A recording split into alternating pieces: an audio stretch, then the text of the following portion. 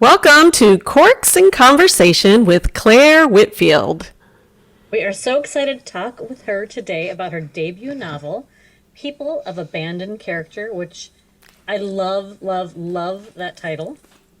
Yes, we're all holding it up here. It is a historical mystery set in London, England, of course. All right. Say that line again. I'm going to do that again. It's a historical mystery. Sorry. You're okay. Okay. Ready? Okay. It's a historical mystery set in London, 1888, during the time the serial murder killer Jack the Ripper was in action. Oh, yeah, I know. And I can't wait to ask her about how she came about writing about that time frame. I know. There's so much to talk about, and this is a game of books first. We're actually talking with an author at their home in England. We've never talked to somebody in England. So I know. We're going international. Oh, I love it when we have talked to somebody in Germany. So we've been international before, but this is the first time in England. So, I know, and, so it's too bad it's virtual, but, we're used to it now. Yep. So listen, I want to introduce Claire, and then we'll get to talking with her. Clare Whitfield is a UK-based writer living in a suburb where the main cultural landmark is a home store / Starbucks combo. I can completely identify. I'm in a small area as well. She's the wife of a tattoo artist, mother of a small, benign dictator, and relies on her black Labrador for emotional stability. So that tells you a lot about Claire. She's been a dancer, a copywriter, amateur fire breather, buyer, and mediocre weightlifter. Mediocre weightlifter is my favorite. People of Abandoned Character is her debut novel, like we've discussed, and it's been coming out to rave reviews. And I happened to see on Claire's social media just yesterday that the book was shortlisted for the 2021 Goldsboro Books Glass Bell Award. And in case our listeners in the United States aren't familiar, I wasn't, so I looked it up. The Glass Bell Award is an award that's given annually to a compelling novel. I love these criteria of any genre with brilliant characterization and a distinct voice that is confidently written and assuredly realized.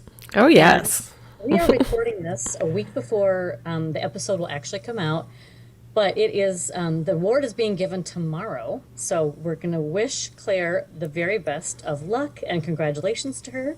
And Yes. finally, Claire, it's so great to talk with you today. Welcome. Thank you. Thank you very much for having me and for the amazing introduction. I was almost impressed with myself there. Well, And you should- I missed that. What'd you say, Kathy? I said, as she should be. Oh, yes, definitely. I'm Thank you impressed. very much. So, before we even get started with all the questions and finding out how this book came to pass, we are sharing some wine today. And Claire suggested a Sancerre. And so we did the best we could. And I know you have a Sancerre, Claire, right? Yes, I do. Yeah, I do. And because she's in England, now we didn't try to match them up, but I went to my local wine store and I ended up getting a Sauvignon Blanc, which is what a Sancerre is, but it doesn't come from Sancerre. It comes from Touraine or something like that. It's close by in France, but it made it a lot cheaper because the cheapest Sancerre we had here was $25, and that didn't meet our criteria. So I ended up getting a $12 bottle of wine, very similar. And how are the Sancerres there in England? Do you get them cheaper now since you're close to France? Well, that's a very interesting question, which we can have a whole podcast about, because I think because of the whole Brexit thing, it's going to get a bit more expensive. However, I was in such a flap and a rush to get my bottle of Sancerre in between, like mummy duties and like dog pickups, that I ran into the nearest grocery store and I picked up the first bottle of Sancerre I could find, because I thought that's the criteria, and it's like £15, which I think is between $25 and $30 your money, but my husband's away, so I just thought, why There not? you go. No judgment. There you go. And now you get to enjoy that whole bottle yourself. I know. This is what I'm really excited about. Yeah. It's a good night. And Kathy's drinking a Sauvignon Blanc as well. She's am. drinking one of our newest finds. It's a low This is one of my calorie. favorites. It's a Sauvignon Blanc. It's called Liquid Light, and I really, it is very tasty.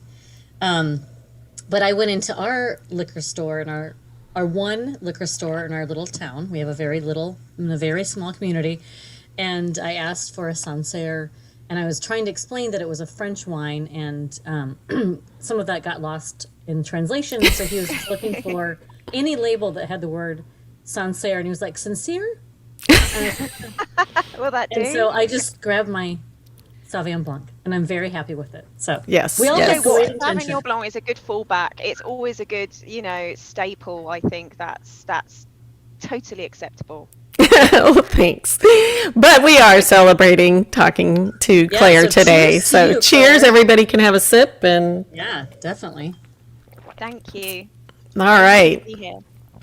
So let's see. Let me get started, I guess, with the first question.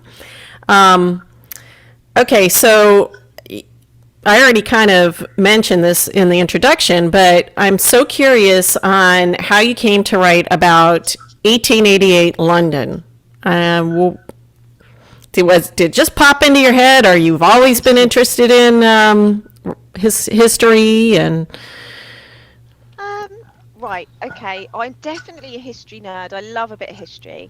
But I didn't know. It was a really odd sort of project, if I'm honest. I love reading about history, but the thought of taking on anything historical fiction was really, really intimidating to me.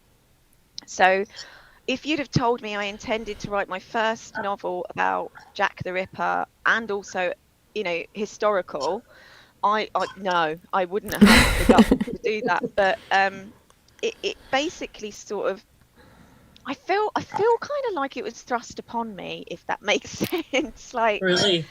yeah, it was like an idea that first came up at a workshop. Like, for years and years before I could ever get anywhere near doing proper writing, when my little girl was quite small, I would do like creative writing workshops at a local college, a local, adult education college, part-time, just to, use your brain a bit, I think. And there was the usual eclectic characters in there. It was a bit like that bit in Star Wars, when they walk into the bar, it's just completely random. Yes. And we had to do that writing exercise, but the teacher brought in actual newspapers. So it's actually all her fault, I should tell her. She brought in newspaper articles from 1888 about the Ripper murders before he was coined the Ripper. And we had to write, she was like, you've got to write about the killings, but you can't be a policeman and you can't be one of the victims. So I thought it was really obvious to write the next person in the chain of command. And I just thought someone, he was probably married maybe or had a girlfriend. So I wrote from that position. And I suppose it stuck to me because everyone had such a strong reaction to it. And so whenever I got stuck for ideas, I kept reverting to that because it seemed to have a really good reaction. And then basically, long story short, although I'm doing a good job of making it long, when I did my MA, I ended up using it for my dissertation and it became a novel. So Wow. I didn't mean it. I didn't mean it at all.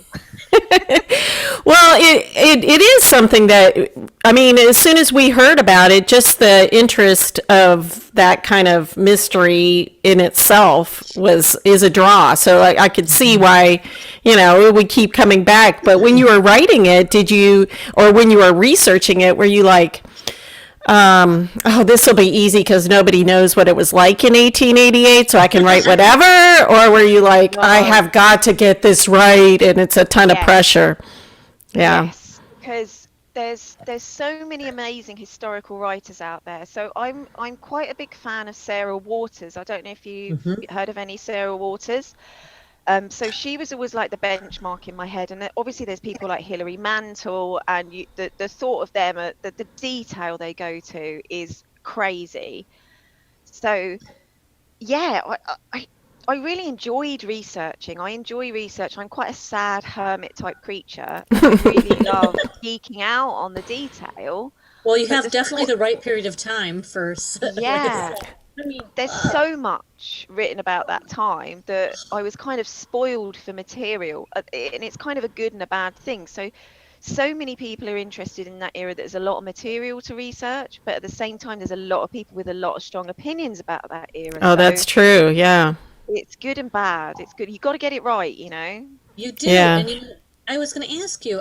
I'm so curious because Jack the Ripper is really a heavy presence in the U.S. I mean, people are fascinated by it still. We have a best-selling author, Patricia Cornwell. I don't know if you're familiar Yeah. with her. She went down serious, roads into this. I just this morning, when I was checking out your social media, actually on the award, I happened to come upon some social media posts about Jack the Ripper and like who are the most likely suspects. So people are really interested in it over here. What's it like in England? I mean, are they even more Yeah, obsessed? I mean, I think so. I do think it's kind of like one of those weird. Interestingly enough, I've never, and I'm going to ruin it now, but I've never been that interested in Jack the Ripper, and I was always a sort of Wednesday Addams like child.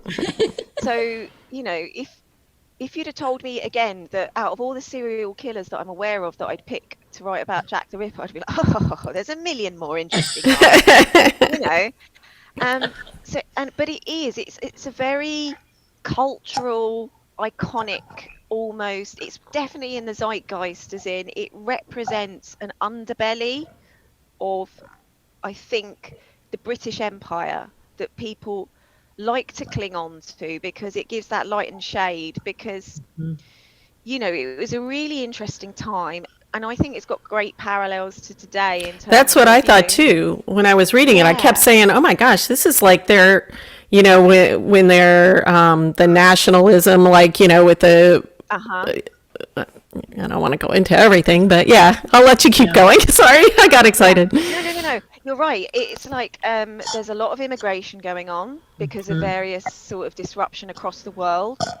One of the most, this is really sad and geeky, but I'll try and keep it succinct. But one of the key things I think about Jack the Ripper as being so well known is that at the same time, technological advances, they'd managed to start laying sea cables, which meant that telegrams could travel around the world much faster. So it's a bit like the internet in terms Right. of the speed Wow. of information could travel around the world. So a news story broke in one place, and within 24 hours, it could be in America, say London, New York. So this thirst for updates and thirst for content meant that quite a lot of the news became, if you like, clickbait, Yes. because people were fighting for attention and newspaper sales went up. And this was amazing because there was so much growth, but Wow. then you need more content, and it's taken off all over the world. So I think there are a lot of parallels. Also, the great divide in terms of wealth. So one of the reasons a lot of people, I think, in the UK really cling on to Jack the Ripper is because there's a lot of pride, complex pride around the British Empire. And at the time, London was the richest city in the world, but only for a few people. And Right. yet they've got narrative a lot of the time. There's endless programs about Queen I Victoria, know. endless I know. programs. So So Jack the interesting. Ripper is amazing cultural reference to get you to remember that there's an underbelly here of neglected, Wow. poverty-stricken people who can't work their way out of it. So I think it's a really important cultural piece of English and British identity. That's so And I really interesting. that's one of the things I really liked about your book because it was talking about stuff that I had no idea really, because my images of that time frame is all, proper, whatever, and then you find out that there's this huge amount of like prostitution and, things Yeah. that, I mean, I didn't realize. So it was interesting. Yeah, I'm really intrigued, I think, even more so after doing the research about the Victorian era, because they're so like it's like it is again similar to now. It's like there's no middle ground. There's a real polarization into the binary of you're either really prudish and really proper, or totally sordid and twisted, and there was such an underbelly of sordid drug addiction and like sex trade and trafficking. It's quite a fascinating time, but yeah, it is an interesting research. But again, as I said, there's so many people who've done so much research, it's quite intimidating to take it on. Well, you Right. did a great job. Plus, I think it seems like there's a lot of misinformation too during that time frame, like you said, because they were, the news was trying to, make news, so. Yeah, so one thing I wanted to ask you about is, in addition to this, just the overlaying of the Victorian era and this serial murder, and there is also even more dark stuff. There is abuse, sexual abuse, and gaslighting, abusive relationships. I mean, you dove deep in some really hard stuff, and I couldn't stop reading it. That's good. But it's so ripe. I mean, there's so much there, and so I was wondering about like the gaslighting and the relationship between Susanna and her spouse. Like, what really pulled you down that area? Because I really thought it added a lot to the story. Thank you. I think I've always been really intrigued by complex stories, you know, I, and with relationships as well. I think it just sprung up really out of the characters and what they would do. But I've got to say that the whole gaslighting thing, the fact that it's got a word, I didn't really get onto that until quite late in my life. But, like, I don't want to give too much away, but Yeah. at the center of it, there's a lot of narcissism, and there's, if you were going to diagnose someone, I suppose you'd say they had a bit of narcissistic personality disorder. And it surprises me how often and how common gaslighting is in relationships. And now I'm a bit sort of, longer in the tooth. I think the benefit of getting older is you can cut through that. You can see it quite a Yeah. lot.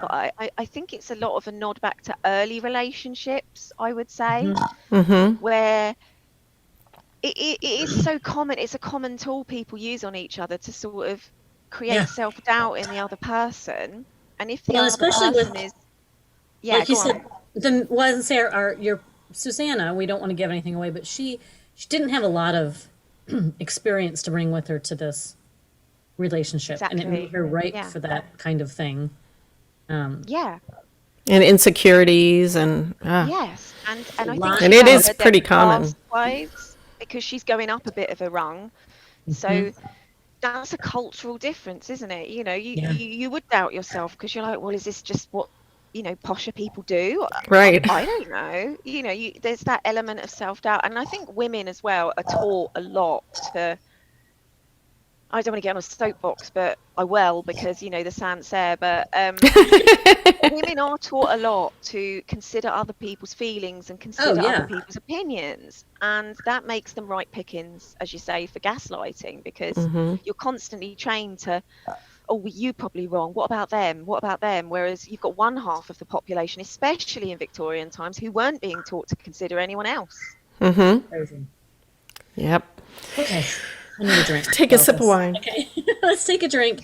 So we are about midway, and Claire, this is what we like to ask the authors we get to talk to a question. We call it the question in the bottle. It's maybe something that you might get at the bottom of a bottle kind of conversation.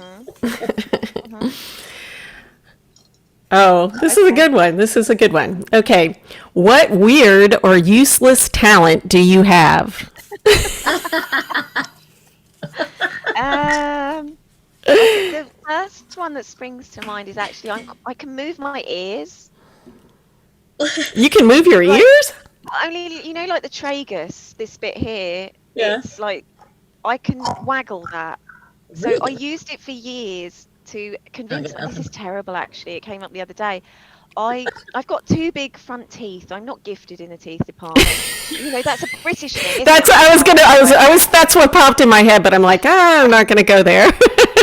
No, I'll go there. I'm told by Americans, yeah, you've all got terrible teeth. But I've got two big front teeth. And my daughter. But for those of you listening, she looks lovely, just so you know. But now you need to watch yeah. us on YouTube. My daughter asked me when she was very, very little, why are your two front teeth so big? And I said I used to be a rabbit. And to prove it, I don't know why I said, you just make things up. And to prove it, I moved my ears, waggle them up and down. And she thought that was conclusive evidence for years. It is. Yeah. And I then sort of spun off and then went, because I was annoyed at my mum at the time, I said, yeah, Nanny's a witch in real life. And I was a rabbit and she caught me in her garden and she turned me into a human girl.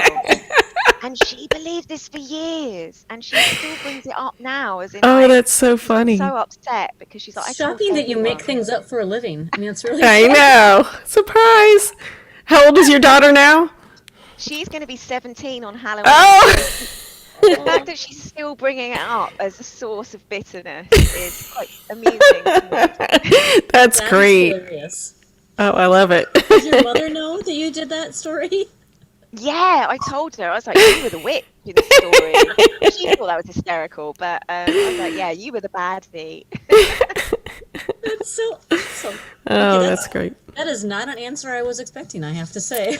I know. But it's pretty useless. I mean, you can move your ears, great. I know, yeah. I don't know. Well, it makes a good story for your kids. Okay, so Christy and I are both writers as well. That's how we met at a writing conference. And I'm curious about, one, your path to publication from your community class that you were taking to publication. And I'm curious also about what the differences are on getting published in England versus the U.S. Obviously, we only know about the U.S., so we're curious about your story. Like how you query or something, maybe. I don't know. Oh, right. Okay. So I took a master's degree for fun because I'm that sad. I love education, so I agree. Yeah, I do. Thank you. But everyone looks at you like, what? You want to? Yeah. Why would you do that? Fun? Yeah. So I took a creative writing master's, and part of the course, a lot of the course was about publishing and the publishing industry, which is the reason I chose the one I went on, because it was quite practical. So basically, I did this novel. I thought, you know what, I'm just going to exercise this demon about Jack the Ripper, write the novel. It's going to be my first novel. I'm going to get it out. And we were always told that you don't get published until 2 or 3, generally. You might write 2 or 3. Expect that, you know. But this is how you write a pitch. This is how you write a letter. You need to do this. You need to do that. So I just did everything. And I'm quite audio digital, as in I work with a lot of numbers in my jobs. I've always worked in spreadsheets. I actually devise my stories in spreadsheets. I'm quite sad like that. But what I did was I wrote this novel and I kept rewriting it until I thought, you know what, when you're just messing around with the words, yeah, and it's like you're just swapping words out and you're like, this has no meaning anymore. I can't see what to do with it. So I started to try and get an agent, and I got the Writers and Artists Yearbook, and I went from I was like, that's it. I read an article that Scott F. Fitzgerald had, I think, 120 or something, I'm sure that's wrong, rejections before he got anything published. So I was like, well, that's my benchmark. So I started my spreadsheet and I started pitching to agents, and I researched the agents from A to D. Like literally I went through and I was going chunk at a time through the alphabet, and but I did have a connection to David, who is my agent, a very tenuous one, because I volunteered at a writers' festival, like a conference, and I was the assistant to one of his authors who he represented, and she spoke very much about him. So I thought, okay, I'll pitch to him, and just luck would have it, he asked for a full manuscript. Wow. As did someone else, and he came back first and invited me in for a meeting. And I don't know what it's like in the US, but I was like, this has got to be a joke, right? You know, it's not real. Like, I went up for this meeting in Leicester Square in the middle of London, like by Trafalgar Square, and I thought this has got to be a joke. It's going to be like a basement, and a serial killer's going to be waiting for me, you know. No, it was real. It was a real Wow. business, and it was a real thing. And we had a meeting, and at the end of it, he said, I'd like to represent you, and I was like, okay. You know, and you're like, yeah, I must play hard to get. But actually, I'm not. That's very hard to get. Yeah. Yeah, yeah. Wow. And then I think I walked around, like, I went to the British Museum and I walked around London for about 3 hours thinking, this can't be happening to me. Wow. And then it took a year for him to sell my book to a publisher. Yeah. So that's So how that it was worked. like the up and then the down, but you know, Up and the downs, yeah, as you described. But I went for the traditional route. I know other people have got signed publishing deals without agents. How's it work in the US then? You know, it's It's- interesting. I think it sounds very similar, a traditional path. I mean, we would get, we have our own version of the book that you described, you know, that has all the, Yeah. you know, agents who are looking, and you query and, you know, but everyone we've talked to always has a tweak on that traditional story who has been traditionally published. You know, that's why it's so fun to hear the different paths, I think. yeah, and obviously because the US is so big, they would never be like, "Hey, come on down to my office." It's like you go, it's all email, and then all of a sudden you get a phone call, you know, and that's our big hope or whatever. And Kathy and I are both sort of in, like, I've queried a little bit, but then I went back and am editing again, you know, so we're still in that stage. So, But you know, it's interesting. I literally live in South Dakota. I live up in the middle of the do you know where South Dakota is? Just curious. closer to Roughly, Canada I've heard than of South Dakota. I know it's inland. I know it's not on the coast. It's kind Yeah. of central. in very small population, and it's a very rural state. And and so there are no agents around here. I mean, there's no book industry around here. But I've always thought to myself, when I fantasize about finishing the book, querying the book, getting an agent, I think I would want to go have a meeting with somebody, because this is a relationship that it has to be incredibly important, and I would want to know if I'm going to click with that person. I know that's crazy, I wonder but if they do it Zoom now because of the pandemic, you know? I think probably. Zoom's better than just a phone call, but Yeah, I mean, I'm lucky. I mean, I know he has other people who are much further away in different countries. So I'm just lucky that I'm in Southampton and I can actually travel to London. And I used to come from London anyway, so I'm more than happy to just jump on the train to Yeah. go up there.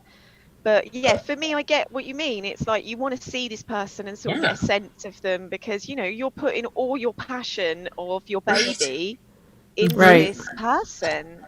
So you've got to have an element of trust there. But yeah, Yeah. I suppose I went the traditional route and I kind of was lucky, I think. But it took, like, if you think, I wrote the book in 2016. I finished fannying around with it, if you can say that, in 2018.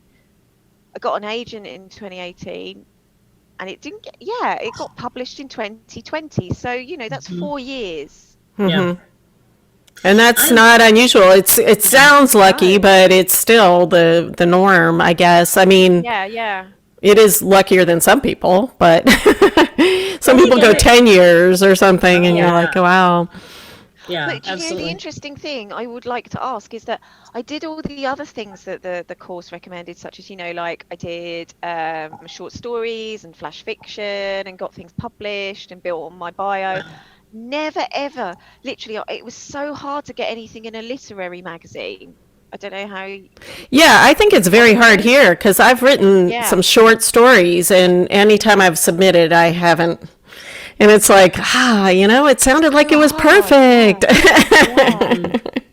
But yeah, it is. There are some people that are short story writers that, you know, it takes them forever. They're just submitting, and but yeah, it is. But you never know. You know, could be Never know. tomorrow. You just have to be ready. You have to keep writing, Exactly. right?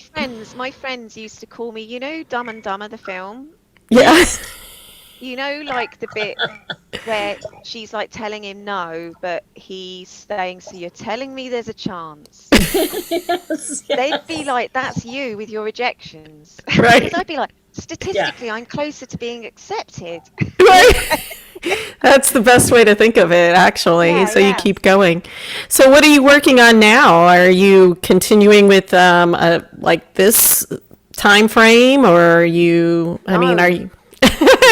no. No way. I'd love to. I always said after I finished that book that never, never again. But actually, no, I would go back to historical fiction. I love it. I just need the time to do the research. Mm. Um, and I have a day job and a nearly 17-year-old and a husband and a dog and all that other stuff that you think, actually, I just need to sell up and live in a van if this is going to Yeah. work. Yeah. But I am working on my second novel, which is due out in June next Oh, year.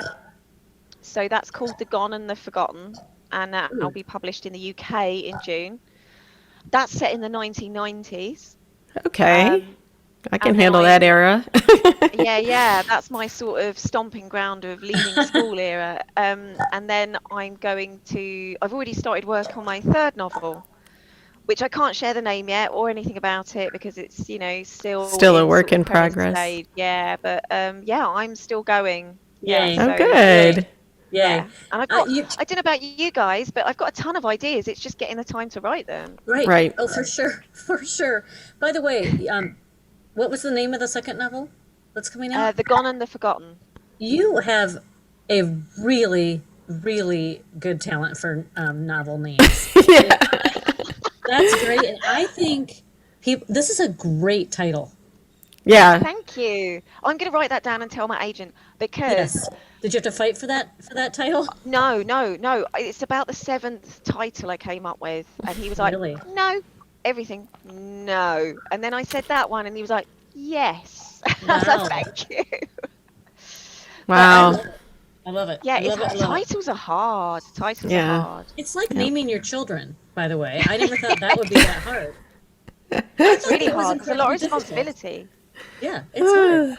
Well, I am curious now. You've got one done, two done, three is in the works. What's the best part of the writing life for you? Ah, I would say I really love focusing. So I know that sounds probably really stupid, but I love to focus uninterrupted. So I think I'm probably a bit of a sort of, do you have that word banshee? Like a bit of Yes. yeah, I'm a bit of a banshee when I'm writing.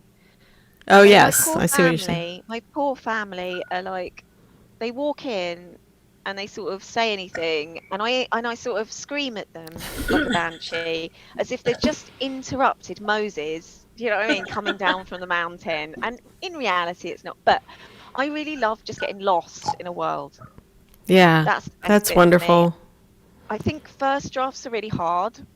I don't enjoy them. But once you've picked the structure out, when you're actually really twisting the story and making it tighter, I really enjoy that. Do you have a set routine for your writing? Yeah, because you're a spreadsheet woman. I'm a Which spreadsheet Oh yeah, girl. Kathy is the organized one. She loves a good spreadsheet. I do. Love I mean, love I like them for math, but I don't do it for my writing. I do it for my writing. I have to have everything as spreadsheet. I do. I wonder if my agent does think I'm mad because whenever I mention that to him, he just laughs and rolls his eyes. But yeah, I have to have everything in a spreadsheet. The only thing that's in Word is the actual manuscript. It's weird, Interesting. isn't it? Yeah, I gotcha. I gotcha. Yeah. Yeah. Well, good. Well, that sounds fun.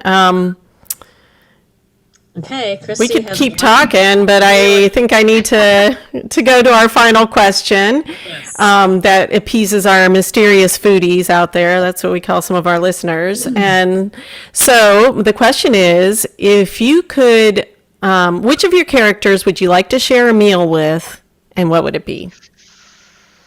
Oh, that's tough. And it could be one that we don't know yet, or one from the book. We're open.